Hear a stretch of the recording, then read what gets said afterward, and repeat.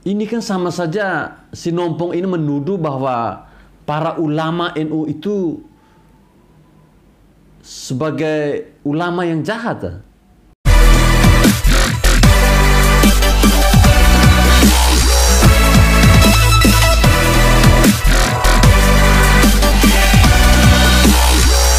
Assalamualaikum warahmatullahi wabarakatuh. Salam, salve, Om Swastiastu, Namo Buddhaya, salam kebajikan. Ini antara mengemis dan jilat ludah ini beda-beda tipis. Saya melihat sebuah berita di mana novel ini dia meminta Prabowo untuk tidak melupakan Rizik Syihab. Jadi baru-baru ini kita tahu selama libur Lebaran, Prabowo itu tuh kan dia bersilaturahmi kemana-mana. Ya tentunya masih dalam momen Lebaran, jadi memang hal ini wajar. Apalagi Prabowo Subianto adalah sebagai sosok Menteri Pertahanan. Jadi ya memang harus terus bergerilya untuk bersilaturahmi dengan Presiden Jokowi ataupun dengan siapapun itu. Nah, melihat apa yang dilakukan oleh Prabowo ini, si Nompong ini, saya katakan Nompong ya, dia merasa cemburu atas aksi yang dilakukan oleh Prabowo Subianto ini. Jadi dia bilang kepada Bapak Prabowo supaya tidak boleh melupakan umat Islam dan PA 212 dan juga tentunya Rizik. Nah, ini seperti ada rasa kecemburuan begitulah. Ya kita tahu kalau kita misalnya dulu bersahabat dengan salah satu orang, terus ketika kita punya kenalan baru lalu kita melupakan dia, nah orang yang pertama itu tentu akan merasa cemburu atas sikap kita terhadap dia. Nah itu yang dirasakan oleh si Nompong ini. Jadi menurut novel, terkait dengan dukungan dari umat Islam dan juga PA 212 membuat nama Prabowo itu terdongkrak pada tahun 2019. Bahkan novel bilang dukungan dari umat Islam dan 212 itu bisa membuat nama Prabowo itu semakin terkenal. Nah saya rasa pernyataan si novel ini sangat menggelikan sekali. Kenapa ya? Mereka ini nih selalu saja mengatasnamakan umat Islam dan juga 212. Saya heran sekali mereka ini nih. Padahal kita tahu jumlah kelompok 212 itu sebetulnya tidak seberapa jika kita bandingkan dengan dari NU itu bagikan bumi dan langit. Tapi seolah-olah mereka ini mengklaim, novel ini mengklaim bahwa mereka ini paling besar lah. Nah bukan hanya sampai di situ. Dia juga mengklaim bahwa Gerindra itu bisa meraih posisi kedua juga berkat dukungan serupa dari pihaknya mereka. Ini kok jadi main klaim-klaim seperti ini ya. Memang kalau soal main klaim-klaim ini mereka paling gampang itu. Mereka ini kan ahlinya klaim. Kenapa ya sekarang ini novel ini terkesan kok seperti menjilat ludah sendiri ya. Setelah jauh dari kelompoknya, kelompok ini rame-rame mengungkapkan rasa kekecewaan kepada Prabowo Subianto. Bahkan mereka ini menyebut Prabowo ini sebagai pengkhianat. Jahat sekali ya.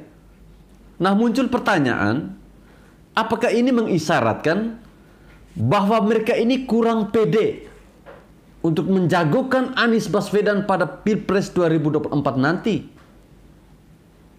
Atau mereka sudah merasakan sendiri sejak Anies menjadi gubernur perhatiannya kurang? Memang nampaknya kelompok ini sudah mulai gundah gulana. Mereka khawatir tidak mendapat slot untuk 2024. Terlebih viralnya video itu siapa? Egy Sujana itu tuh, yang menyerang Anies Baswedan, itu memperkuat indikasi tersebut. Padahal publik tahu kalau Egy Sujana ini merupakan bagian dari mereka juga. Memang video Egy Sujana yang tampak kecewa dengan Anies Baswedan ini menjadi bahan tertawaan warganet. Kenapa tidak? Pasalnya apa yang ia sampaikan sejauh ini juga masyarakat sudah mengetahui kinerjanya Anies Baswedan itu seperti apa. Di satu sisi, pernyataan Egy Sujana membuka kedok itu kian nyata terkait dengan keinginan kelompoknya yang ingin menegakkan peraturan sesuai dengan syariat Islam. Jika demikian bisa saja diasumsikan bahwa kelompok PA212 ini dan juga turunannya itu hanya memanfaatkan tokoh tertentu untuk dijadikan wayang untuk kepentingan mereka di masa yang akan datang. Nah, sekarang tergantung tokoh-tokoh ini mereka mengerti tidak maksudnya para gerombolan kadrun ini. Sampai akhirnya novel si Nompong ini dia meminta Prabowo untuk tidak melupakan jasa-jasanya mereka. Ini permintaannya ini sangat rancu ini.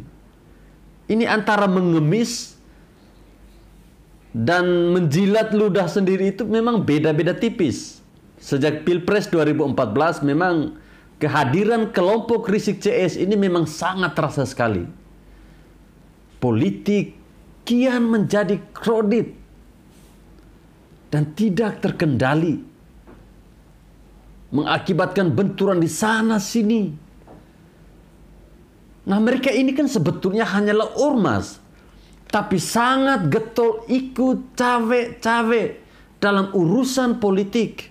Pentolan mereka ini memposisikan sebagai ulama, tapi sibuk beri komando di jalanan seperti preman kesiangan.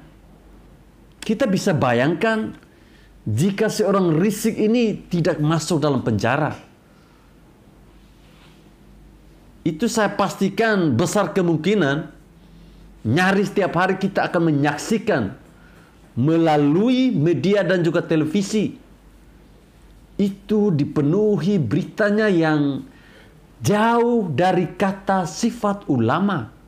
Jadi apa dasarnya novel ini, si Nompong ini mengingatkan Prabowo untuk hati-hati kepada ulama jahat. Sesaat setelah Prabowo melakukan serangkaian kunjungan ke para ulama NU, baik di Jatim maupun di Jawa Tengah. Ini kan sama saja si Nompong ini menuduh bahwa para ulama NU itu sebagai ulama yang jahat. Padahal pentolannya novel sendiri masuk penjara atas kasus pidana. Mungkin si Nompong ini butuh kaca benggala agar dapat melihat fakta yang sebenarnya. Dan kiranya kecil kemungkinan seorang Prabowo ini merespon permintaan novel CS ini, si Nompong CS ini. Hitung-hitungannya tidak masuk. Pilpres 2014 dan juga 2019 barangkali dijadikan pengalaman oleh Prabowo. Kehadiran mereka ini, ormas yang tidak jelas ini, membuat kelompok nasionalis juga para Nahdilin alergi kepada mereka, ogah memilihnya. Dan kiranya makin seru apabila Anies ini ternyata dipilih oleh koalisi partai untuk maju capres. Mungkin saja mereka menamakan diri sebagai poros tengah atau poros alternatif.